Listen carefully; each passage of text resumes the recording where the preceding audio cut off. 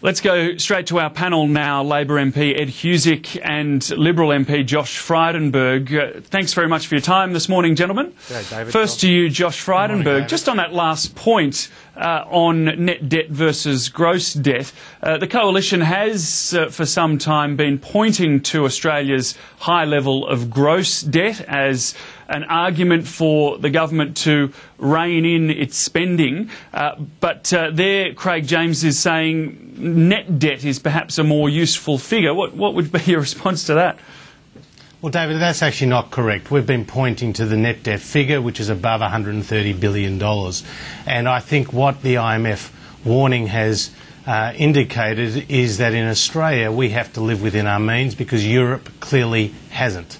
And this government was only able to come through the global financial crisis because of the economic legacy bequeathed to them by John Howard and Peter Costello, more than $50 billion in the bank. That's now been squandered with $136 billion of debt currently and rising. And Craig James made the important point about the servicing of that debt.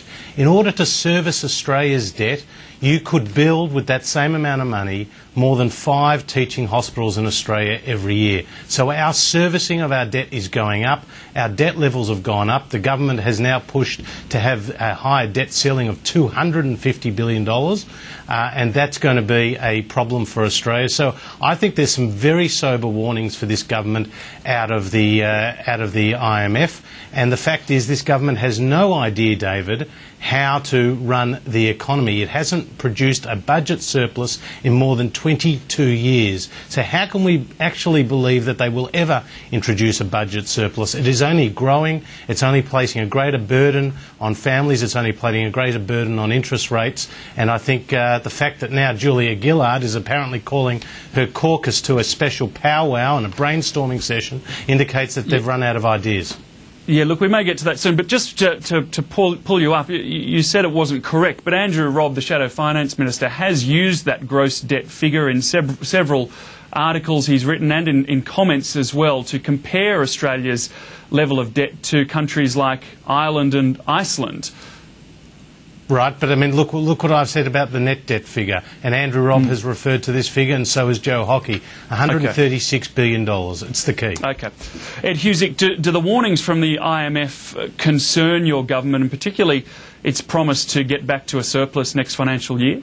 Well, I mean, obviously it's painting a picture that in terms of the world economy, there's a great degree of concern about particularly in terms of Europe and it being able to get its affairs cleared up in relation to debt. But we've said all along we're not immune to global economic conditions. But it is important to note, in the face of one of the biggest crises in 75 years, we were able to, at a time where the global economy was shedding jobs, most advanced economies were shedding jobs, we were able to grow them. We're able to have a growth rate that's the envy of most of the most advanced economies. We've got contained inflation and we've got record investment coming through. And I guess the other point that's worth noting too is not too many governments can say over the course of 40 years that they were able to cut $22 billion of government spending and commit to reducing the deficit and going into surplus in the way that we have. No government's been able to consolidate. It's, in terms of fiscal consolidation, the best record in 40 years. We've been able to cut spending, grow jobs, ensure that growth continues to be the envy of the world. And I think that even though when you look at those, what's happening in the rest of the world, we've got some good economic fundamentals here and we need to build on that. Well, one area where we haven't seen strong jobs growth, in fact, often the opposite, is the motor industry. We've seen the continuing car subsidies. Labor is, of course, offering greater subsidies than the Coalition at the moment. And as for the 350 job losses from Toyota this week, the government in some ways has been pointing to the high Aussie dollar as the main factor in those job losses. But Bernie Fraser, a former head of the Reserve Bank, Ed Husic, has written in the Financial Review today, or has been quoted in the Financial Review today, as saying that high Aussie dollar is really just a convenient scapegoat, and he's pointing to low productivity as a greater factor. What would be your response to that? Well, you've got to take on board what Toyota said when they made the announcement. Toyota pointed to the fact that high dollar was hurting them and was basically forcing their arm in relation to this announcement. I mean, the Aussie dollar itself increased 67% since 2008. Now, in the face of that, we've still had a competitive sector insofar as when you look at the money generated by exporting cars, nearly $1.9 billion in 2010-11. You look at, in terms of the components sector, $1.6 billion exported. I mean, we've got a competitive sector, but they are facing major challenges by the dollar, which Toyota has pointed to as saying that it's affecting them. Now, the worst thing that you could do at a time like this is to cut the level of assistance. Assistance itself, relatively modest. You look at what we are back in terms of assistance relative to other countries, pretty low, but the opposition saying, well, we'll cut $500 million out of industry assistance, and that will see, potentially 46,000 jobs affected as a result of that decision. So I don't think cutting the level of assistance is the way to go at a time where companies are saying they're doing it tough because of the dollar. Josh Frydenberg, I'll get you to respond to that, but I also want to ask you about phasing out of car subsidies. Some of your colleagues have pushed for the full Howard government policy of phasing out car subsidies by 2015 to be part of the coalition's policy today. Would you support that? Well, firstly, you said at the start of this segment that in terms of manufacturing jobs that they have gone down. That is absolutely correct. Under this government we've lost 130,000 manufacturing jobs. Now the coalition believes that it's very important to have a manufacturing sector in Australia because every job you have in the plant produces 3, 4 or 5 jobs outside of the plant in terms of flow-on workers. So that's extremely important. But when John Howard decided when he was in government to continue the industry support for the car industry, it was on the basis of the industry promising that by 2015 it could stand on its own 2 feet. Now we're soon approaching that day. Now we as a coalition have agreed to continue with that transitional assistance of $1 billion, but after 2015 Sophie Mirabella has said close to the election we will put out our full industry policy which will take this into account. But the key is you've got to have an industry that can stand on its own 2 feet. You can't have perpetual subsidies, David, and that's got to be the key issue here, and this government has no answers as to how they can ensure that the car industry in Australia remains globally competitive as well as being able to stand on its own 2 feet. So it doesn't sound like you'd be too disappointed if car subsidies did end up being phased out? Well, look, this is something to be worked out with the industry, but what we need to have is a competitive manufacturing sector in Australia, and the car industry is an important part of that. But in terms of where it goes from here, we have to listen to the car industry as to how they are going to keep to their promise that they said when Howard government promised to continue the subsidies that they could actually stand on their own 2 feet, and that's going to be a key issue here. And I noticed, David, that Andrew Liveris, who's the CEO of Dow Chemical and is an Australian, has said it's so important that for manufacturing in Australia to continue, but in order for it to continue, you need to have a sector that can look after its own. I just wanted to finally point out, David, that what's going to hurt the car industry as much as anything else is the carbon tax. It's going to increase the cost. It's going to increase the costs of cars up to $400 for every car just on the carbon tax. Well, that's the fact. Josh, I think what's important. I mean, policy should be responsive to the times. Now, you've pointed to in terms of John Howard. Well, you've pointed in terms of John Howard. Now, John Howard, made his policy at a time where, subsequent to that policy, the currency, the local currency, has increased 67%. So you've got to be able to take that into account, those changing circumstances, and work out where you're going to head. Now, of course. But I guess my point is, I don't think that you can necessarily commit to a policy that will see $500 million ripped out based on 2007 conditions and think that that won't have an impact. I think the thing for us is that we have to see that the conditions on the ground have changed, that the level of assistance we provide is modest relative to the rest of the world, but we still have to provide it because there are 46,000 jobs in the automotive sector that are reliant on it. And if you take out, and I think where we do agree is in terms of having a vibrant manufacturing sector, if you see the vibrancy in that ebb away, you lose the ability to be innovative, you lose a core sector of the economy that is able to create jobs and promote innovation. And for us, it is important to be able to provide the support through those circumstances changing. Okay, I gentlemen, think this is taxpayers' money, and given your government's poor track record in spending it, it's only fair to them that they hold your policy up to the light, and that's what we're saying we will do. Okay, we've got to take a very quick break, but we'll be back after this short message.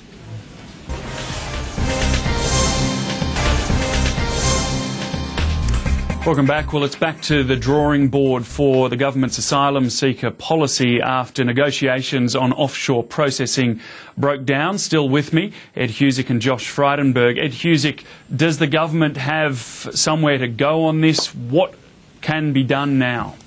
Well, from our perspective, we firmly believe that in terms of being able to deter those that want to profit off the desperation of others, we believe that the Malaysia Agreement was the preeminent way of being able to dissuade people from getting on boats that are being run by people who, as I said before, want to profit off those people's desperation.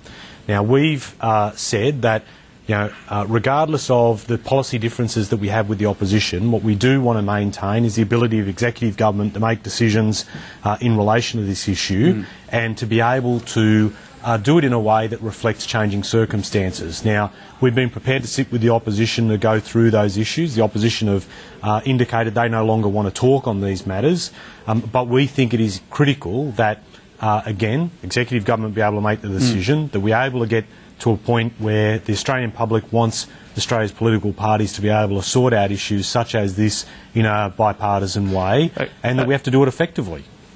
Okay, and Josh Frydenberg, the government offered Nauru to be part of its compromise, and Chris Bowen said he came pretty close to looking at temporary protection visas as well. That's 2 out of 3 of the opposition's policies.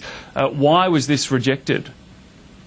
Well, firstly, this government's border protection policies have been a complete failure from start to finish, and it's about time that they accepted responsibility for this, and the facts speak for themselves on that, David. We have said that Malaysia is not a signatory to the Refugee Convention. This was Julia Gillard's own criteria, and now she's breached it by trying to pursue this agreement with Malaysia. We're just not going to sign up to that because the people who do get sent to Malaysia will not have the protection of law. As for Nauru, we have always said that's part of our answer, and offshore processing. As for TPVs and temporary protection visas, that's a critical second part. And Tony Abbott has given voice recently as well to reinforcing that sending back the boats, and towing back the boats, is the third part of our strategy. And it's time that the government cut its losses and signed up to where we had a very successful solution when we were last in government. Ed Husic, how have the costs for Nauru, the estimated costs, gone up so much? Yesterday, Chris Bowen saying it would cost $1.7 billion over 4 years to run a centre there for just 750 people at a time. Well, because the place is basically not being used for the purpose that it was built initially. It's now being used for other government activities on Nauru. It needs to be upgraded to a capacity that people would find acceptable. In the initial phase, it would only, from what I understand, be able to accommodate 400 people, and it would need work to go up to 750 people over that time. And things, ancillary services, and the ability to be able to provide, for example, clean water at the site requires a lot of work. And from what I'm led to believe, we'll be releasing those figures later today. But the point is, we've been prepared to sit down and talk, but the opposition keep saying we want to stick to Nauru, even though people within the opposition and also within immigration say it won't have the deterrent effect. We've been saying that we've been saying that the turning back the boats policy, the people who have to implement the policy or be the people that are affected by it, say it's unsafe, not workable. And on TPVs, that's held out as the panacea to all this, we've said, look, if you reckon this is opposition, if you reckon this is the way to go, let's have an inquiry on it, put all the stats on the table and work it out. They've walked away from that. The 3 legs to this this stool of a policy that they have just don't seem to match up, but they keep walking away from it. David, can I just say sure, that in the last 5 years, in the last 5 years of the Howard government, less than 20 boats arrived with less than 300 people. Right? Just over 4 years of this government, we've had more than 250 boats and 14,000 people. Those numbers tell a very powerful story, and you've just alluded to the cost, the financial cost of the Australian taxpayer of a blowout of well over $1 billion. Now, all of this has come on the government's watch. This is the government's problem. And it's time the government just cut its losses, and it's starting to now on Nauru. But this Malaysian solution is a joke because the protections in law will not be afforded to those who are sent there. How do you get a regional solution? I just want to move on, Ed. We're almost out of time. I just want to ask you, Ed Husic, on pokies.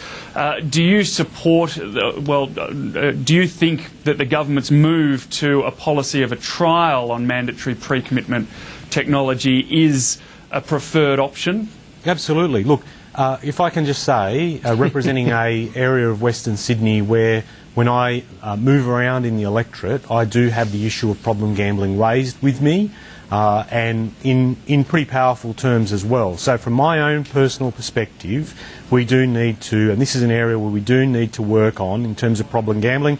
No other government in the Commonwealth's history has dealt with this in a forceful way, and we are trying to move on this front.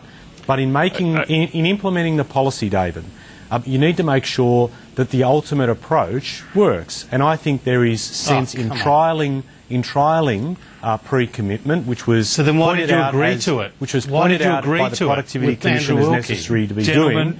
And so what we need to be able to do is trial it before we implement it, and that's what we're trying to do. Gentlemen, I'm really sorry to interrupt. I'm sorry to not give you a chance to respond, Josh Frydenberg. We are That's all right, David. Out of time. Thank you very much for your insights, and thanks for your company on AM Agenda.